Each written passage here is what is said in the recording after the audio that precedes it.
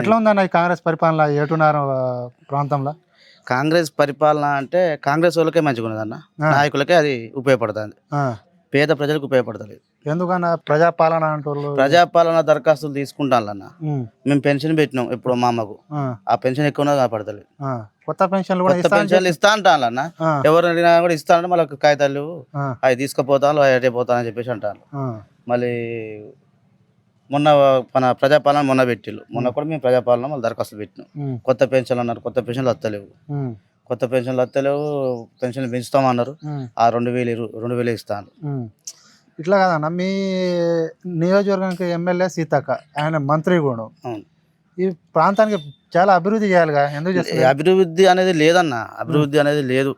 ఆమె ఇంతకుముందు 3 సంవత్సరాలు అటు 15 సంవత్సరాలు అటు ఉన్నప్పుడు కూడా ఆమె అభివృద్ధి చేసింది ఏం లేదు. ఎమ్మెల్యే ఉన్నప్పుడు కూడా, అప్పుడు బీఆర్ఎస్ గవర్నమెంట్ ఉన్నప్పుడు ఆమెకు కేసీఆర్ దగ్గర పోయి ఏం అడిగినా ఇచ్చిండు. ఇప్పుడు ఆమె తెచ్చుకోవాలి పోయి, ఆమె ఇచ్చే టైం కేసీఆర్ అన్ని ఇచ్చిండు ఆమెకు, ఆమె అడిగిన అన్ని ఇచ్చిండు, చేయలేదు. ఇప్పుడు ఆమె ఇయ్యాలి, ములుగు జిల్లాకు ఆమె ఇయ్యాలి, ఆమె చేస్తలేదు అభివృద్ధి. ఇక అభివృద్ధి ఎక్కడ జరుగుతుందన్న? కరకట్టు ఉన్నది నాకు ఇక్కడ మాకు గోదావరి దగ్గరనే, దాన్ని ఏమాత్రం పట్టించుకోవడం లేదు. అది ఏదో ఒక రోజు ఈ ఎస్సీ వాడ మరో మోరంచపల్లి అయిన అవుతుందన్న, నిద్రలనే వరదలు వచ్చే అవకాశం ఉన్నది. అది అంతా కట్ట అంత కోతకు గురైంది, దాన్ని పట్టించుకోవడం లేదు. మా లక్ష్మణబాబు గారు కూడా మొత్తం ఇదంతా తిరిగారు. ఆ రోజు కూడా లక్ష్మణబాబు గారు దీన్ని ఆ డిమాండ్ లేవనెత్తిళ్ళు. అయినా కానీ కూడా మినిస్టర్ గా పట్టించుకోవాలి కదా అన్న, మినిస్టర్ గా పట్టించుకోవడం లేదు. ఏదైనా కానీ కూడా అట్లా చూడడం, లోకల్ నాయకుడు అయితే పట్టించుకోవచ్చు. ఇప్పుడు బాబు అయితే ప్రతిదీ కూడా, లక్ష్మణ్ బాబు అనే ప్రతిదీ కూడా చూస్తూ ఉంటాడు.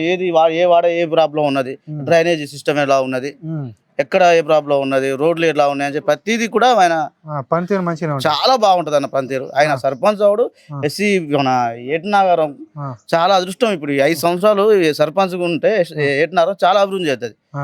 ఈ గ్రామ పంచాయతీ ఇప్పుడు మోడల్ గ్రామ పంచాయతీ అది.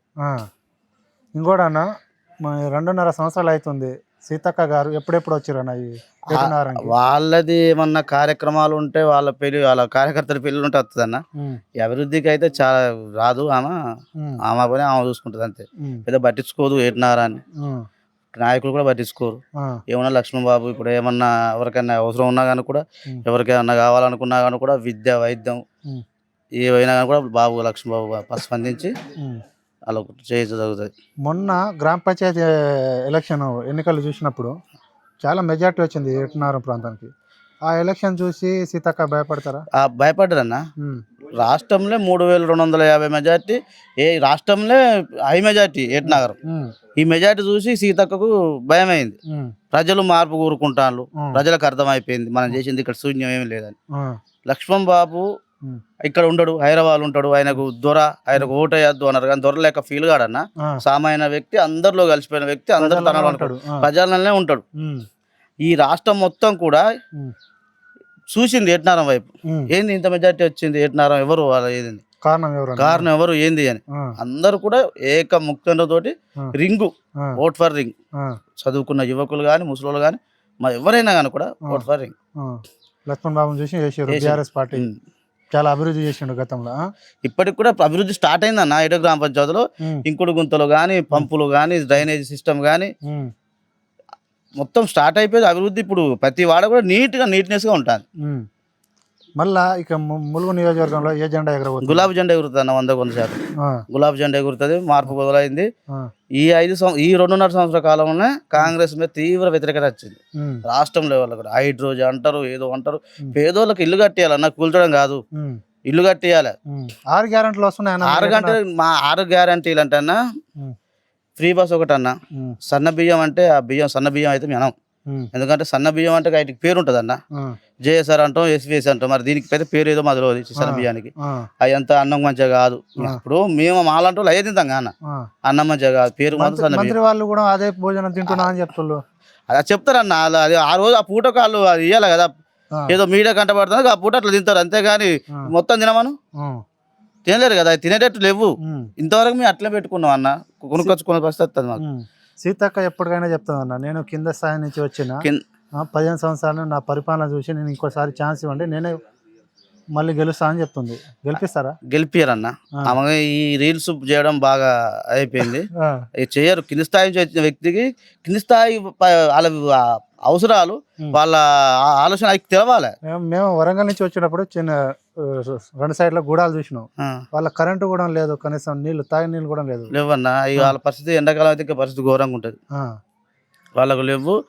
కొండాయిలో మొన్న లక్ష్మణబాబు గారే అక్కడ వాటర్ ప్రాబ్లం ఉంటే బోర్ వేయించారు.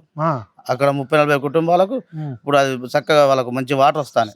సొంత నిధులతో ఏదైనా లక్ష్మణబాబు గారు చేసినా సొంత పైసలతో చేస్తారని ఎవరిని అడగడం లేదు. వాళ్ళని చేసేది ఏం లేదు.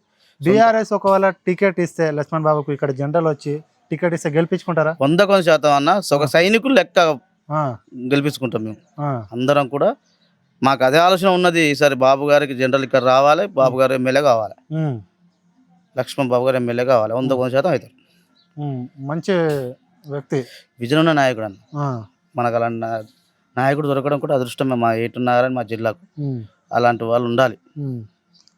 వచ్చే ఎలక్షన్లో పరిస్థితి ఎట్లా ఉండబోతుంది అంటే ఏటూ నగరానికి చూసి రాష్ట్రం మొత్తం ఏటూ నగరం వైపు ఉంటుందా? చూసి తప్పకుండా ఏటనారం వైపు ఈ జిల్లా వైపే ఉంటుంది. ఈసారి ఎలక్షన్లలో బుద్ధి చెప్తారు కాంగ్రెస్ పార్టీకి, సీతక్కకు. మళ్ళీ వస్తుంది బీఆర్ఎస్. మళ్ళీ డెఫినెట్గా బీఆర్ఎస్ వస్తుంది.